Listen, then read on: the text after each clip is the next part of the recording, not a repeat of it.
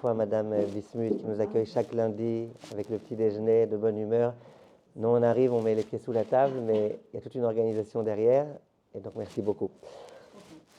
J'aimerais, Bezrat Hashem, qu'on continue la halachot de Bonnet Bekelim avec une autre introduction. Quand on avait enseigné les halachot de Bonnet, les halachot de Shabbat d'une façon générale dans le premier cycle, on n'avait pas parlé des halachot de Bonnet Bekelim, ça je peux vous l'assurer. On n'a pas parlé de ça parce que personnellement, je ne me sentais pas prêt d'en parler, pour la raison que c'est un sujet super complexe, dans lequel c'est très très difficile à mettre de l'ordre, à réussir à comprendre exactement qu'est-ce qui se passe, qu'est-ce que chacun pense, comment chacun pense. Et j'ai préféré ne pas en parler, bien sûr, si les gens ils posent des questions de halakha les maaseh, y répondre, mais ne pas rentrer dans le fond du problème. Cette fois-ci, dans ces vèves-là, dans ce cycle-là, j'ai décidé qu'on parlerait, Bezrat Hashem, de tous les sujets, même les sujets compliqués comme l'âche, le fait de pétrir, on en a parlé, bien que c'était aussi un sujet que je redoutais. Et Baruch Hashem, ça s'est bien passé. Dans les halachot de Bonnet, ce qui me faisait le plus peur, ce n'était pas le Bonnet, ce dont on a parlé jusque-là, ce n'était pas OL, ça c'est très facile, c'était le sujet dont on va parler aujourd'hui, et dont j'espère qu'on arrivera aujourd'hui à le clôturer. C'est un sujet qui, à nouveau, cette fois-ci, je me suis dit, je me lance à l'eau. Et Béhémet, ça fait 2 semaines que je suis en train de casser la tête sur ce sujet. J'ai cassé la tête à Machavruta, je lui ai dit, on sort de notre étude habituelle, il faut que tu m'aides à faire un peu d'ordre ici. Et Bessiata Dishmaya, hier, je pense que je suis arrivé à des conclusions très très claires. C'est un sujet dans lequel je suis sûr qu'on peut encore passer des années entières à réfléchir, on pourrait arriver encore à des tonnes de conclusions, mais au moins les choses les plus simples, je pense que je suis arrivé hier à des conclusions. Donc, très, très, très complexe de mettre de l'ordre dans ces idées. Pourtant, je me suis aidé des livres contemporains. Je pense que, Béhémet, en toute sincérité, je pense que personne n'a réussi à mettre les choses de façon vraiment bien claire, chaque cas, où est-ce qu'il se case, où est-ce qu'il se place et tout. Vraiment, c'est un sujet pas simple. On va essayer, Bezrat Hashem, de faire ça le plus simple possible. Ce que je vous dis, c'est les conclusions auxquelles moi je suis arrivé. J'en ai parlé à Machavruta. Ça se retrouve un peu dans les propos du Chazon Ish, du Rav Auerbach. Mais je pense que si on arrive, Bezrat Hashem et Siyata Dishmaya, à mettre de l'ordre, les choses elles seront très très claires, comme j'ai vu nulle part ailleurs qu'elles sont aussi claires. Donc Hashem Yahazor, qu'on arrive à des conclusions claires. Le sujet est celui de Bonnet Bekelim. Donc construire dans les ustensiles. La semaine dernière, on a commencé à parler du concept qui s'appelait les ustensiles qui sont faits pour être faits et défaits non-stop.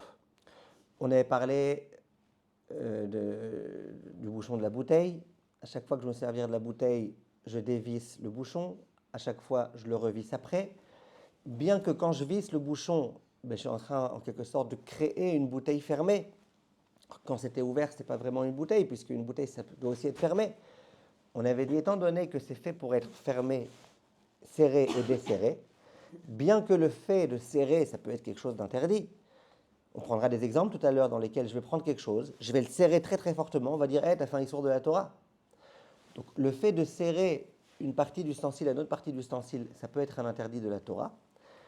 Malgré tout, quand c'est fait pour être serré et desserré, et resserré et redesserré, il n'y a pas de problème. On avait dit que c'est l'opinion du Shulchan Aruch Harav, le Graz, Rabbi Zalmen, le Shulchan Aruch Harav, et on avait dit que le Chazon Ish expliquait ça, lui, à propos des bouchons, d'une certaine façon, que l'ustensile, comme il est fait pour être avec un bouchon et pour être débouché, donc tu ne considères pas maintenant que tu as créé quelque chose de nouveau.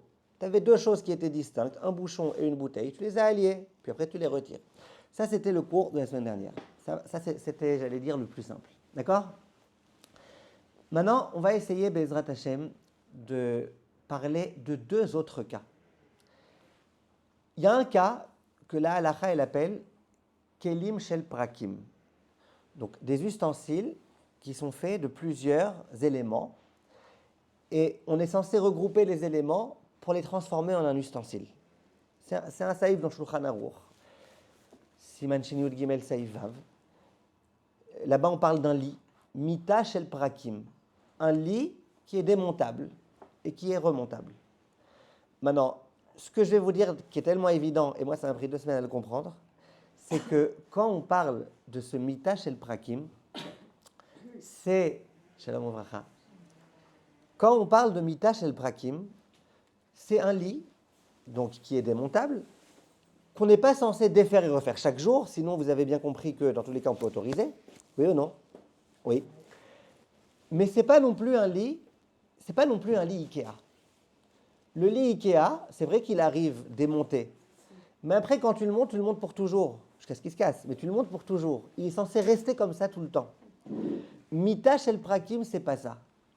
Mita Shel Prakim, c'est un lit que, par exemple, quand je vais en vacances, je le prends avec moi. Ah, c'est le lit des bébés, là.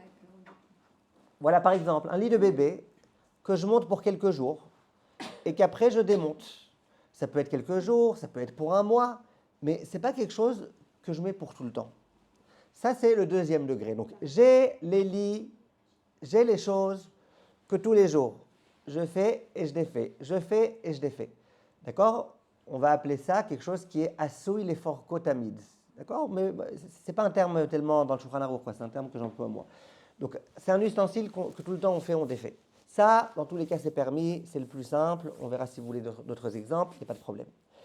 Il y a l'ustensile qui est montable et démontable, mais qu'en général, quand on le monte fortement parce que c'est censé tenir une certaine période, un certain laps de temps.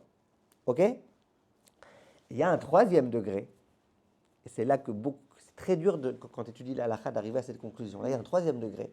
C'est les ustensiles qui arrivent en plusieurs morceaux, mais qui sont censés rester un seul morceau. Par exemple, un balai. Un balai, ça arrive avec le manche, et à part ça, tu as la brosse. Maintenant, Ça, c'est pour toujours, voilà, une fois que tu le mets pour toujours. Alors, par erreur, il y en a qui veulent regarder ça comme étant un Mita Shel Prakim, comme étant un ustensile en morceaux. Non, ce n'est pas un ustensile en morceaux. Le fait qu'au début, ça arrive en 2 morceaux, il n'empêche que quand tu le mets pour toujours. Pareil, les choses de Ikea. Quand on étudie la Sugia de façon... Quand on ne passe pas 2 semaines à se casser la tête sur cette Sugia, on pourrait dire, ah non, les ustensiles Ikea, je ne fais pas de marque pour Ikea, hein, je veux dire des choses qui sont Keter, on pourrait dire en Israël. Tu pourrais dire, ça vient pour être... ça s'appelle Mita Shel Prakim. Non, ça ne s'appelle pas Mita Shel Prakim. J'ai encore dit aucune halakha, pour l'instant je parle juste des concepts. D'accord? Maintenant, venez, on donne la halakha. Et après, on rentre dans tous les exemples que vous voulez. D'accord? Venez, on commence par la halakha. Donc, un keli qui est fait pour être fait, défait, refait, ça, il n'y a aucun problème. Même si tu le serres fort, il n'y a aucun problème. C'est fait pour, serre-le aussi fort que tu veux, il n'y a aucun problème. D'accord? Ça, dans les grandes lignes, c'est la halakha. Un problème de Bonnet. Ce n'est pas un problème de bonnet ou de sauter. Ce n'est pas un problème non plus de makeb et patish, mais ça, on insistera le cours prochain sur c'est quoi exactement makeb et patish. On ne considère pas que tu as créé quelque chose de nouveau. Ça ressemble beaucoup, hein, bonnet et makeb et patish. Ça ressemble beaucoup. Un exemple, c'est le lit parapluie des bébés, c'est bien? Non, non, On l'ouvre, on le défait, c'est un exemple. par exemple, là, exactement, par exemple, Nahon. Le lit parapluie. Le lit parapluie. Le lit parapluie, il est en un seul morceau, c'est juste que tu le déplies et tu le... Oui, mais des fois, on glisse un peu comme ça. il y a on des ouvre et trucs, on le ouais. bloque un peu. Alors, par exemple, voilà, si tu dois le bloquer, très bien, tu dois le bloquer, le débloquer, mais bien sûr sans servir vraiment d'instrument et tout, mais ça s'appelle que c'est permis. Maintenant, je prends exprès l'autre extrême. Quelqu'un qui, le jour de Shabbat, prendrait un balai, prendrait le manche et qui serrerait le manche à fond, il fait un issour, d'après certains, Minatora. Tu as créé un keli. Jusque-là, tu n'avais pas un keli, tu avais un manche qui servait strictement à rien. Tu avais un balai qui servait très difficilement. Et maintenant, tu t'es venu et tu as uni l'un avec l'autre. D'après certains, c'est un issour Torah, d'après certains, c'est un issour des Rabbanan. En tous les cas, c'est un interdit. Pourquoi c'est un interdit? Parce que tu crées un keli. Tu vas me dire, mais c'est facile. Tu vas me dire, c'est facile à tourner. Oui, c'est très facile à tourner. Tout le monde peut le faire. Ce n'est pas la peine d'être un grand chef pour savoir le faire. Mais il n'empêche que maintenant, tu as serré quelque chose, tu as transformé ça en un ustensile, tu as serré fort, tu as fait un issour de la Torah. Oui. Alors, si on prend, disons, notre balai il est cassé, et on veut dire que juste pour Shabbat, on va prendre je sais pas, un parapluie qu'on va visser, je ne sais pas, au balai. Et donc on sait qu'après Shabbat, on va l'enlever parce que le parapluie, on va en avoir besoin. Et le... Vous avez vu, elle parle fort aujourd'hui. Hein? Ouais, pour que les gens qui écouteront le cours sur Internet ils puissent entendre bien. Donc en fait, On va parler de ça, on va parler de ça, on va parler de ça. Regardez, je vous en supplie, aujourd'hui j'avais prévu, avant Madame Ganem, j'avais prévu aujourd'hui de vous demander de ne pas poser beaucoup de questions au début, pas pour la raison de Madame Ganem que les gens qui écoutent après sur Internet, ils aimeraient entendre sans être trop déconcentrés, mais parce qu'on va parler de beaucoup de choses là, et bien Mehmet, ce serait bien qu'on s'en prépare. Déjà comme ça c'est compliqué, venez, c'est une très bonne question que vous posez Madame Bismuth, venez, on se laisse un peu de temps, d'accord? Donc de prendre le vrai manche, de le serrer à fond dans mon balai, alors que je sais que ça va rester comme ça pour tout le temps, pas comme le cas du parapluie, c'est un interdit. D'après le Magen Avraham, c'est même un interdit de la Torah. Tu as construit un Keli, tu as même été Metaken Mana, mais ça on reparlera la semaine prochaine de c'est quoi exactement Metaken Mana. Et là on arrive au troisième degré, le degré intermédiaire, celui qui se trouve entre les deux. Et je reprends, le cas intermédiaire, il ne traite que des ustensiles qui arrivent en morceaux et qui sont faits pour être mis pendant une certaine période, ce qu'on appelait dans la halakha mita shel prakim. Dans cette halakha-là, il y a plusieurs choses, il y a plusieurs points à comprendre. C'est que si tu serres très fort, ce qu'on appelle en hébreu tokea, mamash tokea, tu prends des vis, tu prends de la colle, de la glu, et tu colles ça fortement. Donc les poskim disent ça peut être avec des vis, ça peut être avec des clous, ça peut être avec de la colle. Si tu colles ça fortement, eh ben, c'est interdit de la Torah. Tu as construit quelque chose, tu as construit.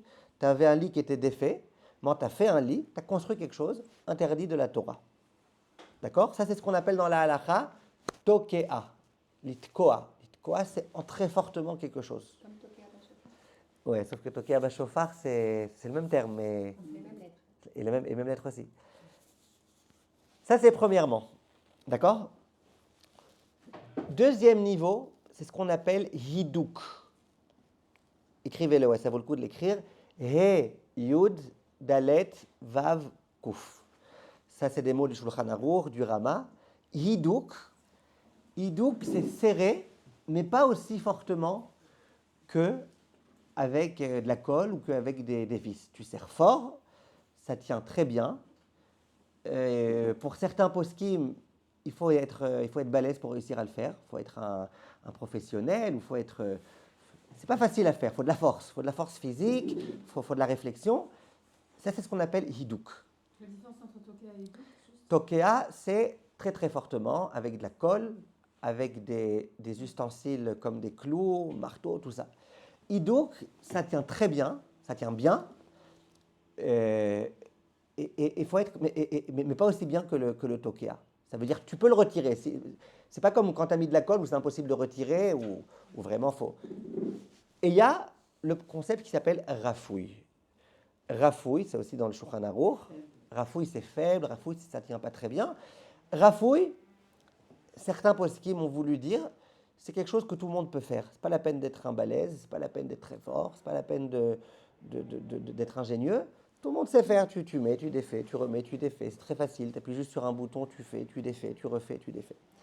Ça, c'est ce qu'on appelle rafouille. Dans chaque mot que je dis, dans ma tête, il y a plein de choses qui passent, des marloktot et tout. J'essaye de faire ça en mettant le plus à la halema assez, le plus pour être d'après tout le monde, bien qu'on ne sera jamais d'après tout le monde. Ça, c'est des sougiotes, ou quoi qu'on dise, on ne sera jamais d'après tout le monde. Mais comme... Ça veut dire qu'il y a déjà tout dedans, il y a juste un bouton à appuyer. Par exemple, ou rafouille, c'est j'encastre quelque chose dans quelque chose. Voilà, j'emboîte quelque chose facilement, que tout le monde sait faire, facilement. D'accord? Maintenant, la halakha, écoutez bien la halakha. La halakha, donc on est toujours, ne vous embrouillez pas, on est toujours dans kelim shel prakim. On est toujours dans des choses que quand on le met, on peut le mettre pour une certaine période, pas pour toujours. Ce n'est pas sa façon finale et maximale d'être. D'accord? La halakha, c'est quoi? Si tu es tokea, on a dit, tu es chayav minatora. Donc quelqu'un qui prend par exemple un lit de bébé, d'accord? Les lits de bébé, qu'on met avec des vis. Et quand le bébé il a 3 mois, on met le lit en hauteur, le truc en hauteur. Quand il grandit, qu'il commence un petit peu à grimper, on le baisse. Donc on est quand même pour quelques mois. D'accord? Si tu prends des vis et que tu vises à fond, Ça, tu es vraiment dans un problème qui peut être même des Horaïta. Ça s'appelle tes Tokea. Alors, si tu vises pas à fond, donc tu te sers quand même de vis, tu fais quand même, tout le monde pourrait le faire, mais tu te sers quand même de vis. Alors là, on considère que c'est quand même interdit, de peur que tu en viennes à être Tokea. De peur que tu en viennes à effectivement te servir de clous et de colle et de choses comme ça. Ou de peur que tu en viennes à serrer très fort. Vous verrez, je vous donnerai des exemples à la Khalemassé sans aucun problème. Le seul cas où on pourra permettre, c'est quand tu le mets de façon rafouille et que l'habitude, c'est que ce soit rafouille. Donc, toi, tu le mets rafouille, tu n'as rien fait. Tu as mis de façon, ça ne tient pas très bien, tu n'as pas vraiment serré fort, tu as fait quelque chose de facile, de simple. Donc, tu n'as pas fait grand-chose. Et si tu me dis, ouais, mais si tu fais ça, tu risques d'en venir à serrer très fortement, à aller amener la colle, à aller amener la perceuse. Non, ça c'est quelque chose que toujours on s'en sert, dont toujours on se sert en étant rafouille. Et ça, c'est permis. Quand c'est rafouille et que c'est toujours rafouille et que c'est censé être rafouille, ça pour tout le monde c'est permis. Après les cas où c'est Meoudak, Metokia, je ne rentre pas dans ça pour l'instant, Bémet, je n'ai pas envie de compliquer les choses. Voilà. Si on a compris ça, on peut déjà commencer vraiment à réfléchir à beaucoup de cas. Donc, je répète, les choses qui, quand tu les mets pour toujours comme ça, et où c'est la façon finale d'être. Un balai, même si tu es un grand professionnel des travaux ou des fabrications, j'ai jamais vu quelqu'un qui met un balai différemment qu'en tournant de toutes ses forces. Il n'y a pas de gens qui mettent avec des vis, avec des clous, avec des machins. C'est la façon de mettre. Donc, un balai, la façon de mettre, c'est de visser. Même les gens les plus professionnels, ils le mettent en vissant. Une fois que tu l'as vissé, c'est censé être là pour toujours. Le simple fait de visser, bien que n'importe quel bébé saurait le faire, le simple fait de visser, ça s'appelle que tu es bonnet, c'est complètement assourd, il n'y a aucune autorisation, assourd. Les choses comme que tu les fais tous les jours, ça dans tous les cas c'est permis, même s'il faut serrer fortement, c'est permis. Ça veut dire louye tsuyar, comme on dit en hébreu, en français louye tsuyar, si vraiment c'était comme ça, dans louye tsuyar. C'est hypothétiquement, si la façon dont les gens se servaient des balais, c'était que à chaque fois que tu veux t'en servir, tu visses, et puis après, tu as fini de t'en servir, tu dévisses, il n'y aurait aucun problème. D'accord? Mais ce n'est pas le cas. Très bonne question. Très bonne question. Si mes enfants ils font ça toute la journée, on réfléchira après Bezrat Hashem. En tous les cas, si c'était la façon, ça serait autre chose. Ça, c'est un kéli. Quand tu le fais, quand il s'est cassé, que tu dois maintenant le resserrer, tu le resserres en principe autant que tu peux pour tout le temps. Donc, la halacha, les maaseh, c'est que ça, il n'y a aucune autorisation. Donc, on a compris ce qui est permis, on a compris ce qui est interdit. On a l'état entre les deux. C'est les choses qui, potentiellement, tu pourrais les serrer beaucoup plus fortement que ce que tu les serres. C'est un point important, ça que je suis en train de dire maintenant, que je n'ai pas dit au début. Potentiellement, tu pourrais le serrer beaucoup plus fort. Potentiellement, le lit de bébé, tu pourrais demander à un professionnel de te le faire pour qu'il reste toujours comme ça. Ça, c'est le hidouk. Ça serait Tokea. Ah, ça serait Tokea. Si tu demandes à un professionnel de venir, de servir, de mettre des choses de façon à ce que ça reste toujours comme ça, tu dis voilà, j'ai décidé maintenant qu'il reste toujours à cette taille-là. Et pas que les enfants ils puissent venir, il vient, il te met de la glu, il te met des choses, il te met des machins. Ça s'appellera être Tokea. Maintenant, les choses où potentiellement tu pourrais décider d'être Tokea au tam, d'accord? Mais que toi tu dis non, moi juste je les mets de façon rafouille, de façon où vraiment je ne mets pas fort, ça ne tient pas bien, ça peut bouger, ça peut tomber, le bébé peut se casser la tête, machin.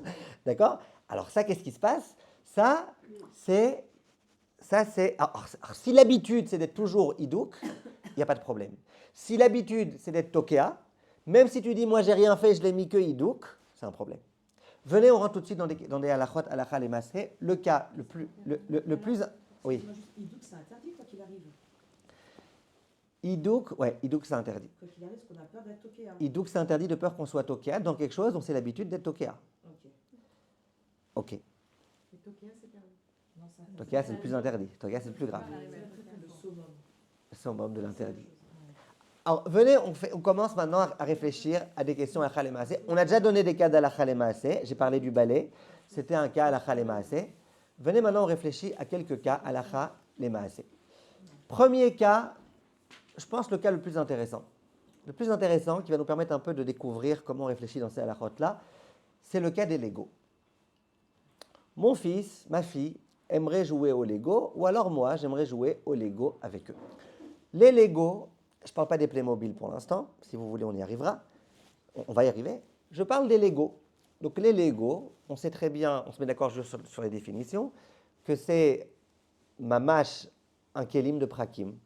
Ça veut dire, c'est plusieurs petits morceaux qui viennent s'associer l'un à l'autre. Quand je les accole l'un à l'autre, je fabrique quelque chose, je construis quelque chose, je construis une maison, je construis quelque chose. C'est fait en général pour être fait et défait. C'est-à-dire en général, quand tu as fini de construire, après tu le détruis. Donc c'est un peu comme un mitash el prakim qui est fait pour être fait et défait tous les jours. Et j'aimerais d'emblée vous réfléchir avec vous à plusieurs types de Lego. Il y a les Lego, donc par exemple comme les Lego, dans lesquels quand tu as fini de t'en servir, tu le défais. Il y a les Lego comme les Playmobil, où très souvent quand tu l'as construit une fois pour toutes, après ta voiture de décoration, elle restera pour toujours comme ça. Il y a les Lego, ce qu'on appelle les caplas. Donc les caplas, c'est des petits morceaux de bois. Il n'y a rien qui les colle l'un à l'autre, si ce n'est l'équilibre et le fait de les poser de façon vigilante. Tu construis aussi quelque chose. Mes enfants, parfois, ils construisent avec des caplas, des trucs, ça arrive à 3 mètres de hauteur, ils sont obligés de monter sur le lit superposé pour réussir à continuer. Donc ça ne tient pas du tout. Mais tu peux réussir d'une certaine façon à faire tenir quand même un petit peu de temps jusqu'à ce qu'il y ait un petit courant d'air, ou l'un des enfants qui veut se venger des autres et qui mettent le balagan. Ah, je vois que chez tout le monde c'est pareil. Et il y a aussi ceux qui sont avec des magnets, avec des aimants. Comment on appelle ça? Donc des magnets. Donc tu as des espèces de petits trucs comme ça, en général ils sont de couleur. Et puis tu les mets avec des aimants. Et ça peut tenir un peu plus fort que les caplas. Pas très fort, mais un peu plus fort que les caplas. Chez nous, en tous les cas, c'est comme ça que ça fonctionne. Alors, venez, on réfléchit à ça. Venez, on réfléchit comment on regarde la chose. J'aimerais, moi, jouer au Lego. Venez, on laisse tomber pour l'instant les enfants. Venez, on pose la question béhémeth, en tant qu'adulte. J'aimerais jouer au Lego le jour de Shabbat. Est-ce qu'on va dire que tu es en train de construire ou de détruire? Alors, Bechavod, celles qui ont une réponse à donner, à voix haute, s'il vous plaît. Je vois pas de problème, non. À voix haute. Je vois aucun problème. Ok. Pourquoi aucun... Non, n'ayez pas aucun problème. Dis-moi pourquoi aucun problème. Parce que c'est destiné à enlever, à remettre. Il y a fait. Il n'y a rien de... Même ceux qu'on sait qu'on va laisser en déco. Non, les Playmobil, c'est autre chose. Non, mais des fois il y avait des Lego, ça fait une voiture, il reste des heures et après. Il y a toutes des gammes. Star Wars par exemple, voilà, il faut mettre une navette spatiale. Elle est construite. Alors justement, c'est pour ça que je vous ai demandé, c'est pour ça que je vous ai dit qu'on allait, vous avez raison, c'est pour ça que je vous ai dit qu'on allait parler. Le cas pour l'instant des Lego, pas des Lego Playmobil qu'on compte laisser pendant des jours entiers. Rester quelques heures, ça ne s'appelle pas rester, Madame Bismuth. Le terme Shulchan Aruch Harav, quand il dit qu'on fait et défait, c'est l'éotoyom. Ça veut dire que c'est des choses qu'on défait en général dans la journée ou dans les 24 heures. Donc encore une fois, venez, on commence, on va doucement, méthodiquement. Premièrement, des Lego qu'on a l'habitude de faire et de défaire. De toute façon, la maman, elle vient le soir et elle dit les enfants, vous rangez votre chambre avant de recevoir le Melavé Malka. Donc, ils sont obligés de ranger leur Lego. Joli, pas joli, difficile à construire, pas difficile à construire. On est d'accord que c'est permis? Oui. Donc, pourquoi c'est permis? Vient Madame Ganem et elle dit c'est permis parce que c'est quelque chose qu'on a l'habitude de faire et de défaire tous les jours. Très bien. Maintenant, si je vous posais la question, imaginons que c'est quelque chose qu'on ne fait pas et qu'on ne défait pas tous les jours. Disons, parfois, les gens, ils le font et ils le laissent jusqu'à ce que le vent il le fasse tomber ou jusqu'à ce que... Quelque chose qu'ils sont fiers, non? Ils sont fiers. Quelques jours, ils laissent quelques jours, ils sont fiers. Comment vous considérez le Lego? Écoutez bien. Est-ce que vous... Donc, on rentre là directement dans la deuxième classe. D'accord? Il y a la première classe, deuxième classe, troisième classe. Première classe, c'est ce qu'on fait, ce qu'on défait tous les jours. Deuxième classe, c'est ce qu'on laisse pendant quelques jours. Troisième classe, c'est pour toujours. Dans la deuxième classe, comment vous appelleriez les Lego? Rafouille, Hadouk ou Takwa? Non, pas Takwa. Takwa, sûrement pas. Takwa, il faudrait mettre de la colle, des vis, sûrement pas. Rafouille. Ouais, rafouille. D'accord? Surtout si on dit que la définition de rafouille, c'est quelque chose que n'importe qui sait faire. C'est pas à peine de faire un truc très compliqué, très machin. Même tes gosses, ils savent le faire. Ça va, c'est pas... D'accord? moi, personnellement, je suis d'accord avec vous toutes, que même les Legos, sans parler des caplas et sans parler des trucs qui tiennent même pas, moi, j'appelle ça rafouille. Les Legos, en tous les cas, je comprends qu'on puisse appeler ça rafouille, et c'est pour ça que j'ai beaucoup de mal avec certains décisionnaires qui, quand ils parlent des Legos, ils appellent ça hadouk. Alors, les caplas, c'est certain que personne dira que c'est hadouk, parce que ça ne tient pas du tout. Ni ça tient, ni c'est dur à mettre, ni c'est... Maintenant, le même Orchot Shabbat, le même Rav Rubin, qui dit que pour lui, la définition de hadouk, la différence entre hadouk et rafouille, c'est que rafouille, n'importe qui sait le faire, et hadouk, il faut quand même de la force, il faut quand même... Le même Rav Rubin, quand il parle des Legos, il appelle ça rafouille, je ne comprends pas. Rafouille, c'est bon. Oui, moi j'appelle ça rafouille. Lui, il appelle ça hadouk. Donc ça, je ne comprends pas. Le Rav Ovadia, par exemple, je le comprends. Le Rav Ovadia, quand il parle des Legos, il dit c'est rafouille. Maintenant, c'est rafouille. Et est-ce que c'est l'habitude d'être rafouille? Oui, on n'a jamais vu quelqu'un qui, dans des Legos normaux, je parle, il s'amuse à mettre de la colle pour que maintenant ça devienne un Anderta de je ne sais pas quoi. On n'a jamais... À la maison du Lego. Ok. Là, on n'est pas à la maison du Lego dans notre cours pour l'instant. Vous comprenez? Donc, moi, personnellement, dans ma façon d'autoriser ça, je dis, premièrement, Madame Ganem, c'est fait pour être fait et pour être défait. Deuxièmement, même si c'est pas fait pour être fait et défait, que tu sais que parfois tes enfants, ils le font et ils le laissent pendant 2-3 semaines, et ils jouent avec et machin, dans tous les cas, comme c'est pas l'habitude d'être toqué à Edzé, avec de la colle, avec des choses, avec machin, c'est rafouille, c'est Darko Liot rafouille, et il y a lieu d'autoriser. C'est comme ça que moi je vois les choses dans tous les cas, et c'est comme ça que le Rav Ovadia Yosef il voit les choses. Et alors le Rav Eliashiv, lui, il dit moi j'interdis parce que c'est hadouk. Alors lui, peut-être qu'il regarde la définition de hadouk, non pas comme étant facile ou pas facile, mais est-ce que ça tient bien ou pas. Mais même, pourquoi Rav Eliashiv il dit parce que l'imam Ganem, on défait tous les jours. C'est pas assez clair à mes yeux. Moi, personnellement, je pense qu'il y a lieu d'autoriser, surtout s'il est fait pour être fait et défait. Les caplas, même si tu ne comptes pas le défaire le jour même, dans tous les cas, ça va tomber, ça ne tient pas, il n'y a rien de plus. Maintenant, les poskim, et tous les poskim qui ont autorisé les Legos, d'accord, les poskim qui ont autorisé les Legos, par exemple, le Rav Shlomo Zalman Auerbach, lui, il dit, mais malgré tout pour le chinour. Il dit pour le chinour, il y a des jeux qui sont un peu moins shabbatiques que d'autres. Pour le chinour, ton fils, lui, quand il construit, il pense vraiment qu'il construit. Il a l'impression qu'il est en train de construire. Donc le Rav Shlomo Zalman Auerbach, il dit bien que je pense que Meikar Adin on peut autoriser pour toutes les raisons qu'on vient de donner. Alors, c'est un peu compliqué, Nahon. C'est un peu compliqué. Alors justement, le Rav Shlomo Zalman, il dit comme ça. Le Rav Shlomo Zalman, il dit quelque chose d'assez intéressant. Il dit, s'ils jouent d'eux-mêmes, laisse-les jouer, ne leur dis rien. Mais de toi-même leur dire à les enfants, va jouer au Lego, pour le chinour, c'est pas la chose la meilleure. Comme ça, le Rav Shlomo Zalman Auerbach, il dit, pour lui, c'est malgré tout, genre, explique à tes enfants que c'est vrai que c'est un jeu, on pourrait autoriser, mais bon, malgré tout, tu es en train de construire quelque chose, essaye de t'habituer Shabbat à ne rien faire qui peut ressembler à construire. Bon, ça c'est Rav Shlomo Zalman Auerbach.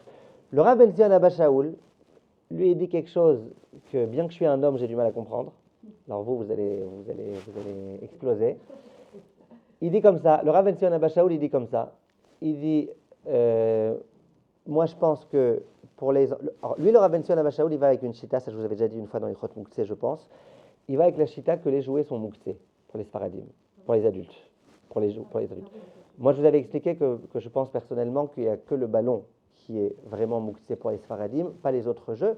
Lui, il dit que de la même façon que le ballon est Mouktsé, de la façon tous les jeux. Bref, je ne rentre pas dans ça maintenant. Donc lui, il dit, pour un bar mitzvah, évidemment qu'on ne peut pas jouer au Lego. Il dit, quelqu'un qui n'est pas bar mitzvah, donc lui, c'est bon, on peut lui autoriser à jouer. Alors il dit, si c'est une fille, on lui autorise. Si c'est un garçon, et c'est là que attachez vos ceintures, il dit, Raoui les monam, mishum bitul Torah. Il vaut mieux les empêcher à cause de bitul Torah. Ton fils, il faut qu'il comprenne qu'il n'a rien à faire à jouer, il faut qu'il soit au Beth Midrash. Comprenez qu'on parle d'un gosse qui n'a pas encore 13 ans. Donc moi j'ai un peu de mal avec ça, À l'époque, l'enfant il pouvait rester. De nos jours, on lui dit ne joue pas pour le truc. Je crois que je n'oserais même pas le prononcer. Moi, je me rappelle une fois, un enfant avait été voir le Rav Mordechai Eliyahu. Il lui avait demandé est-ce que je peux jouer, c'était au ping-pong, il lui avait demandé est-ce que je peux jouer au ping-pong Shabbat. Il devait avoir, à mon avis, même la bar mitzvah, le gosse, si je me rappelle bien. Le Rav lui avait dit tu peux, mais pour 1 heure de ping-pong, tu fais 2 heures d'études de Torah. C'était un peu mignon comme ça. Voilà. Voilà. Mais de dire, dis à ton fils que non, que les filles, elles peuvent jouer, et toi non, parce que Bitul Torah, j'ai du mal avec ça. En tout cas, c'est ce qu'il y a écrit dans le Or Letzion Chelek Bet. On n'a que des filles, on peut le dire. Hein. Ça dérange personne. Ça dérange personne. Baruch Shelo Hasanisha. Donc, ça c'était les Legos. Oui, maintenant, les Legos, merci. Les Legos que ça prend, que quand tu les mets pour longtemps. Par exemple, les Playmobil. Qui est-ce qui peut m'aider? Merci. Les Playmobil, est-ce que quelqu'un autorisera? Donc les Playmobil, j'entends, tu l'achètes. Tout le jeu, c'est juste de le construire pour une première fois, après tu le laisses toujours comme ça. Il paraît que c'est ça. Alors disons que quelqu'un qui l'achète dans cet état d'esprit-là, c'est comme ça qu'il fait chez lui. Il achète un Playmobil, il le construit, après il le met en déco. Quand il veut faire un autre jeu, il rachète un nouveau Playmobil. Comment? C'est fait pour rester quand même. C'est fait pour rester. Ça sera vraiment un problème. C'est un problème de shkafat. Alors, c'est quoi, ça sera On n'a pas les mêmes ashkafot quand on achète un jouet. Des fois. Quand quoi? Des fois, quand on achète un objet, on n'a pas les mêmes ashkafot. Chez nous, on redéfait, on refait, on redéfait. D'accord. Oui, mais il y a des des Legos gens qui sont qui- vraiment très compliqués, que vraiment c'est des petits Legos à Non, mais mettre pas comme les ça. Playmobil. Moi, les Playmobil, des fois, on les démonte. Oui, mais les Playmobil, ben non, par exemple, quand tu achètes un Playmobil, tu as la tête, le chapeau à part, et après tu laisses comme On ça. défait, Tu défais les chapeaux et tout ça. on défait, on Quoi, refait, 3 on met des heures à boîtes. les mettre pour les Ouais, défaire? on met des boîtes. Non, mais c'est vrai, c'est-à-dire que Ok. à l'achat, D'accord. tout le monde n'a pas la même vision. de la- D'accord. Moi, je pense que ça peut dépendre quand même dans une famille. Est-ce que c'est l'habitude de faire ou pas faire? Si dans une famille, on sait qu'on ne refait pas, on ne serrera pas plus fort que ça. Vous comprenez? Donc là, le problème, donc comme vous dites d'abord, si vous mettez 3 heures à mettre un chapeau, c'est qu'il faut vraiment serrer fort et tout. Donc il y a bémet un problème au moins de hidouk, si ce n'est de tkia. Donc ça sera interdit. Ok, les Legos, on a compris comment ça fonctionne. Donc résumé, les Legos, C'est Tokia, ceux qu'on laisse pour qu'on laisse. ceux qu'on laisse pour toujours, je ne sais pas si Tokea ou Mehoudak, à mon avis c'est plus proche de Mehoudak, de Hidouk que de Tokea, mais en tous les cas, c'est quand même interdit. D'accord?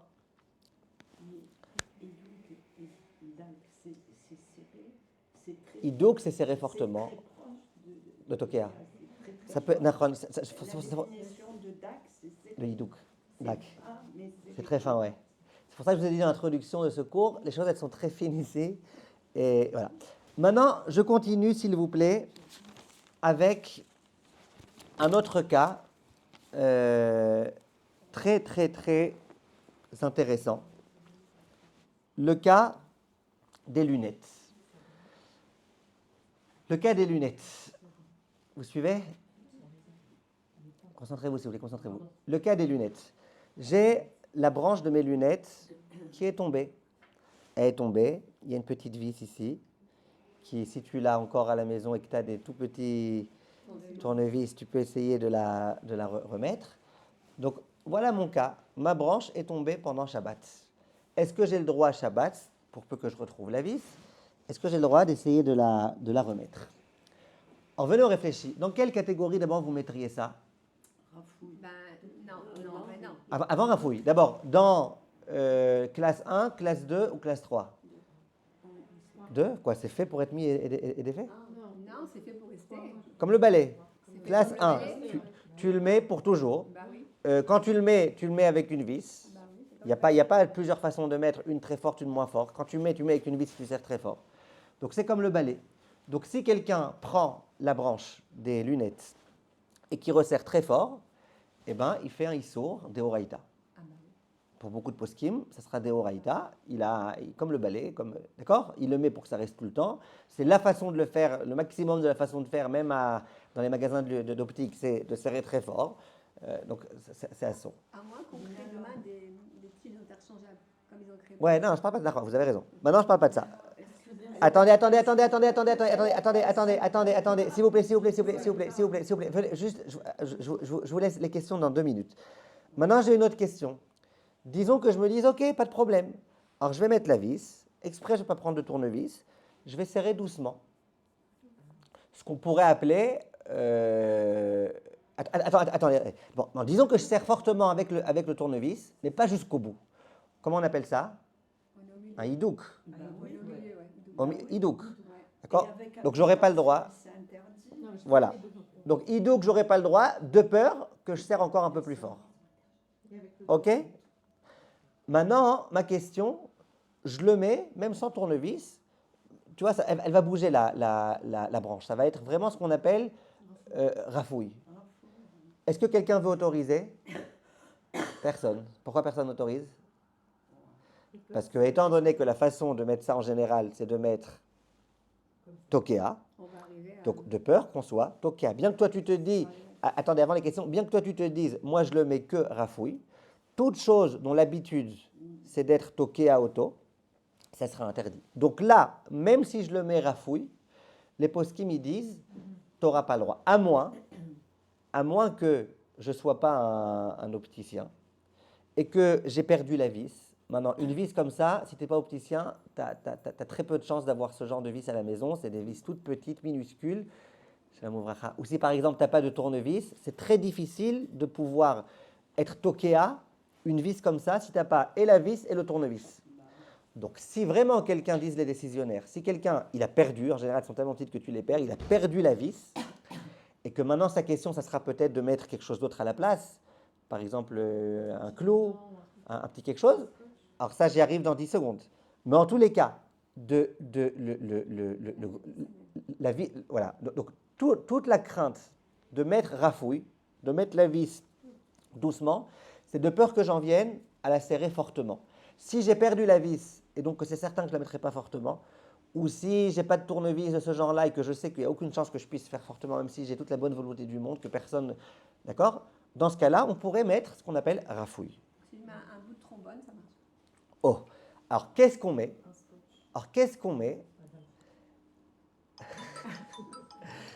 Le Rav Shlomo Zalman Auerbach. Ah, mais amusant, ça c'est. C'est bon? J'ai éteint parce que je pense pas que ce soit elle. Alors maintenant, le Rav Shlomo Zalman Auerbach, il dit alors qu'est-ce qu'on fait dans ces lunettes-là? Qu'est-ce qu'on fait? Donc j'ai des lunettes, j'ai plus le boreg, et j'aimerais mettre quelque chose d'autre à la place. Alors le Rav Auerbach, il dit, mets une épingle à nourrice. Si tu arrives, tu mets une épingle à nourrice. Le Rav Auerbach, et tout le monde le ramène, comme si c'était évident qu'il a raison, c'est un Gdolador, mais comme si tout le monde était d'accord avec lui. Le Rav Auerbach, il dit, par contre, ne mets pas un clou, ne mets pas du scotch, ne mets pas juste une épingle à nourrice. Pourquoi? Il explique le Rav que dans les Ilchot Tikkun Mana qu'on verra Bezrat Hashem, j'espère la semaine prochaine, dans les Ilchot de Tikkun Mana, il y a un concept qui s'appelle que si maintenant je vais mettre quelque chose dedans et que je compte le laisser pour toujours, eh ben, en quelque sorte, c'est comme si j'avais donné une utilisation à cette chose-là. Si par exemple je prends un bout de trombone, comme vous avez dit, jusque-là c'était qu'un bout de trombone, ça ne servait à rien, je le mets là et peut-être que je le laisserai à vie. Alors j'ai donné une utilisation à ce bout de trombone, ça s'appelle que j'ai fait Metaken Mana. Le Rav Auerbach dit par contre une épingle à nourrice, c'était tellement ridicule quand tu as ça sur la tête que tu ne le laisseras pas comme ça. Et là, Mme Ganem, elle va dire, ça dépend des hashkafot. Il y a des gens, un bout de scotch, il se trouve aussi très ridicule. Des gens avec un bout de trombone, il se trouve aussi difficile. C'est pour ça que ça m'a l'air un peu difficile à dire ça de façon tellement goréfaite, ce qu'il dit Rav Auerbach, que l'épingle à nourrice, c'est rien d'autre. Toute chose, en tout cas, moi je traduis ça comme ça, toute chose dont tu sais que dès que Shabbat est fini, tu vas courir chez l'opticien pour aller faire réparer tes lunettes. Donc il n'y a aucune chance que tu le laisses pour toujours. Et que c'est rafouille, il n'y a pas de problème. Si c'est pas rafouille, si tu t'arranges maintenant pour mettre une vis avec de la glu à l'intérieur et que ça puisse tenir super bien, attention, on revient au problème de tokea. Donc il faut que ce soit rafouille et que ce ne soit pas le derrière d'être tokea auto. Mais l'épingle, la nourrice, elle est une sauveuse dans plein de situations. Hein. Ouais, tsniout. Je voulais savoir, il y a On s'en sert pour tout sauf pour les nourrices. Pardon? Il n'y a pas une question de savoir qu'il y a un tzorer dans cet objet. Si. Alors, très bien. Le Rav Ovadia Yosef, vous savez quoi? Je vais arriver à ce que vous dites. On a encore 5 minutes? 5 minutes. Alors venez, on finit avec un cas très, très, très, très intéressant. Ça va nous amener à ce que vous dites, madame. Le cas du stender. Donc on a un stender, d'accord, qu'on a envie de soulever ou de rebaisser avec des vis. Comment ça marche? On le règle à la hauteur et on visse fortement, même très fortement. Comme ça, même si après tu t'appuies dessus, tu tombes bas. D'accord, vous comprenez? Comment on considère cette chose-là? Comment on voit les choses? Alors, il y a les poskim qui sont venus et qui ont dit c'est fait pour être fait et défait. C'est fait, tu vois bien. Ils auraient pu mettre aussi des vis, un peu comme les vélos. Vous savez, dans les vélos, tu veux lever et baisser le siège, la selle. Il y a des fois où tu as un truc, tu peux le bouger sans avoir besoin d'instruments. Parce que c'est fait pour être fait et défait. Là, pareil, si tu as les vis sur les côtés, c'est que c'est fait pour être fait et défait. Si vraiment tu voulais décider d'une taille, tu ne grandis pas tous les jours où si tu voulais décider d'une taille, tu aurais acheté un stender avec une taille, puis voilà. Si tu veux ça, c'est que tu veux parfois le lever. Quand tu es debout, tu veux qu'il soit levé. Quand tu le baisses, tu veux qu'il soit baissé. Parfois, tu veux le mettre à ton aise. Donc, il y a les poskim qui sont venus, qui ont voulu dire que c'est fait pour être fait et défait, mais Kouda. Le Rav Ovadia Yosef, par exemple, il va dans ce sens-là. Il n'y a pas de problème. D'accord? Ça rentre dans quoi? Dans le cadre des kelim qui sont faits pour être faits et défaits. Maintenant, si on considère que ce n'est pas fait... Alors, par exemple, je donne un exemple tout de suite. Le Rav Ben Sion Abba Shaul, Or Letzion, lui, il dit, moi, je fais la différence entre deux types de stender. Les stenders qu'il y a dans les Bate Midrashot et Bate Knesiot, où là, effectivement, chacun, il a sa taille, chacun, il a ce qu'il aime, chacun, il a son jour, comment il aime que le stender il soit. Donc, tu peux être sûr que chaque jour, dans les Bate Knesiot, chaque stender, plusieurs fois, il est revissé, dévissé, revissé, dévissé. Ça, effectivement. Et les stenders maison, dans lesquels, en général, quand tu le mets pour une taille. Ça peut arriver parfois que pendant 3 mois, ça reste à la même taille. Comme ça, le Rav Ben Sion Abba Shaul, il dit... Le Rav Ovadia n'est pas d'accord avec ça. Le Rav Ovadia dit non, c'est fait pour être fait et défait. C'est pas forcément qu'il faut tous les jours faire et défaire. C'est fait pour être fait et défait. Maintenant, disons que le Rav Ben Sion Abba Shaul, il a raison. Quand je veux dire disons, ça veut dire allons dans cette optique-là. Que quoi? Que ça rentre dans la deuxième classe. C'est pas la première classe, fait défait, fait défait, fait défait, fait défait. C'est pas tu le mets pour toujours et puis tu le mets avec de la colle et machin. Disons, c'est la deuxième classe. Est-ce qu'on appellerait ça rafouille ou idouk ou tokea? Tokea, c'est sûr que non. Tokea, ça serait vraiment, tu mets tu fais avec la perceuse, tu rentres un trou, tu mets. C'est pas tokea. Est-ce que c'est adouk ou rafouille? C'est une bonne question. C'est entre les deux. Voilà. Adouk, c'est rafouille et demi. Si tu vas d'après la définition que adouk, que rafouille, c'est ce que tout le monde sait faire, sans avoir besoin de beaucoup de force, et que adouk, c'est quelque chose de beaucoup plus dur à faire, comme le Rav Roubini veut dire, ça sera que rafouille.